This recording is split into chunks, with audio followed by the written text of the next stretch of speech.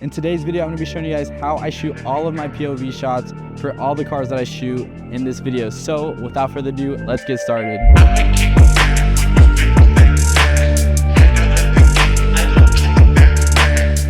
So firstly, I know a lot of you guys ask me, what camera do I use? I use the A7 III. I've used this for years now on all of the car shoots that I do. And yeah, it's gonna be paired up with the Freewell CPL filter mixed with the ND filter.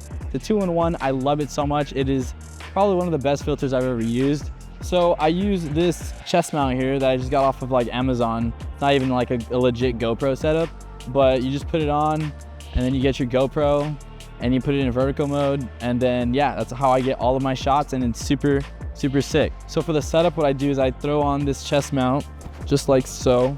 Feels like a bra, honestly. Not that I know what a bra feels like to be put on, but yeah, you just snap it on right here like so.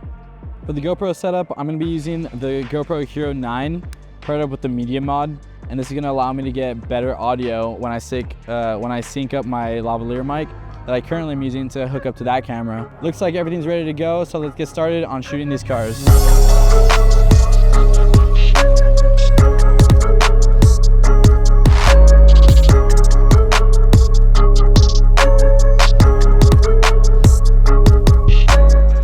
Alright guys, so we're back at my apartment and we have our photos right in front of us, and yeah, we're just gonna get right into the editing process to show you guys how exactly I edit all my photos. So they came out really sick, not gonna lie. I think what we could do is experiment with our presets and see which one kind of works best for this kind of scenery here. So far I like the cloudy one. And then we'll raise the exposure here, see what that looks like. Looks pretty sick. What I am gonna do on top of that is grab a mask here and grab it from the top and just kind of fade it downwards. We're gonna subtract the car by hitting subtract subject. It'll select the car a little bit, but for the most part, it's gonna, unselect it, which is what we wanted. And we're gonna desaturate the top part here. You kind of see the before and after. Pros and cons to having such low shots when it comes to reflections. Pros, obviously you get the whole reflection of the car, the majority of it, right? It looks pretty sick. But the con is you're so low that you make the car look like a monster truck. And on top of that, you see all these orange colors here that are a bit distracting. So what we can do is actually just grab our brush tool, and we're just gonna desaturate that and hope that that's enough. That looks a lot better, not gonna lie, that does look a lot better. In the water, I just cooled the temperature, didn't really get rid of the color, I just changed the colors overall. Instead of adding another mask, we could go back to this top mask here. Let's see what happens when we dehaze a little bit, kind of get a little bit of a glow effect. Is kind of what we're going for. We're gonna grab our wheels using the object selection tool, and we're gonna brighten it up just a lot, a little bit, a healthy amount. We're gonna desaturate the headlights and color them the colors that we want them to be. All right, cool. That's a sick photo. Everything's pretty leveled, so I didn't really have to move anything. But let's move on to the next one. Before we move on to the Supra, what we're actually gonna be doing is messing with the detail shots. And this is why I named some of my presets detail, is because it's meant for when you shoot the detail of the car, you should just be able to slap it on without having to make any extra changes. And that's what this is. I'm pretty much just gonna be slapping them on just to show you guys how they really work, increasing exposure accordingly. And yeah, it's very simple, guys, nothing too complicated here. For this, I'll probably do different exposures for different images just to play with it, see what works, see what doesn't. If we want to keep it all uniformed, and if we want to make a carousel for Instagram or anything like that, it is important to start using presets, guys, because it'll make all the photos look unified together. I do like how dark the background is right here, but I don't like how dark this is. So what we're gonna do is we're gonna change up this mask here so where it's not too covered. We're gonna darken it for sure, because I do like how it's getting brighter right here. And then what we're gonna do is we're also gonna add a radial gradient. I have said in previous videos, I normally don't like using radial gradients. I normally like using the object tool just because it does it as a whole.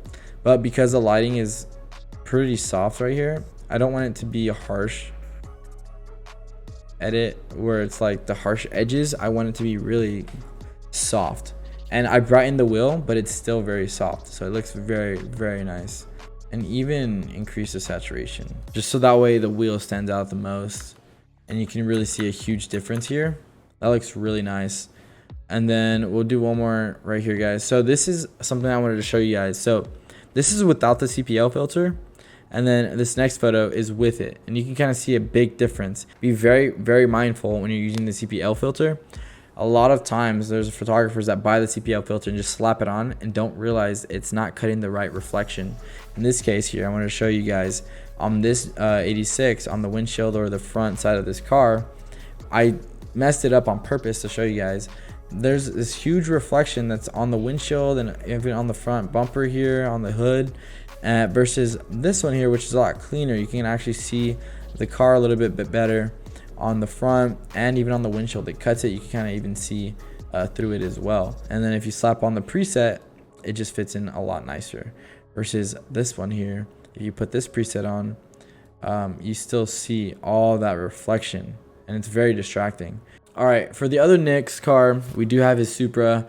It is really nice. And yeah, we're gonna switch over to the cloud details, see what this looks like. We're gonna bring up the exposure just a bit.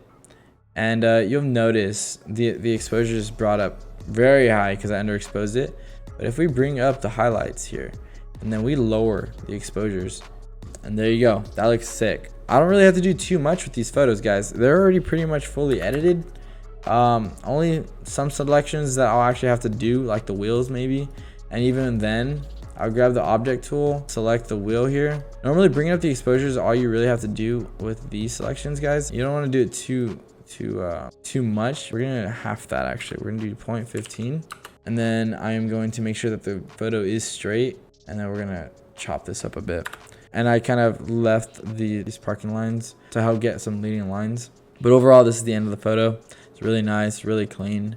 I really like this photo. Now we're gonna pick one of the ones up front. Let's see here. Maybe get a moody shot. I think that one's really sick with the car and him standing on the edge. That's so like dope. Might have to just do cloudy one more time. Let's see. Okay, so I like the sky blown out like that, and not blown out, but the temperature changing. What we're gonna do is we're gonna grab the sky. I love all these AI features. It makes the editing so much easier. But yeah, we're gonna warm up the sky quite a bit. There we go. Really love that look. What we're also gonna do now is we're gonna grab our linear gradient tool, bring up the exposure so that we can kind of see the car a little bit more, just to make sure that everything's evenly exposed. Thankfully we had our lights out here. We're gonna go back to this one here though, and we're gonna drag this down a lot, make it very drastic. We're gonna subtract the car so that way the car is untouched. Now we're gonna make some more precise selections, like the wheel here. I want to get rid of the yellow in the headlights, but I'm not going to go here and just get rid of it because it gets rid of a lot of the gold here and a lot of it in the sky. So to mitigate that, what we're going to do is actually grab the selection tool here, and we're going to select the headlight itself, take out the color itself like that. There we go. Looks really good now. Next thing what we're going to do is we're going to grab the color range tool, and we're going to grab the yellow that's in the background here. And what we're going to do is we're going to subtract the subject, because we just want to select that back wall. That back wall is very distracting. And then we're going to subtract, we're going to use a linear gradient to subtract it from the ground here. And then we're going to use another linear gradient to subtract it from the sky. As you can kind of tell, I'm isolating this back wall now. Desaturate it so that way it's not that ugly yellowish color that it was earlier. Just like so. That looks insane. What we do need to do though is straighten out this image here. That way the platform that he's on is a little bit more straight, and we're using this vertical pillar here to kind of straighten out the image. It looks really good. It looks really clean.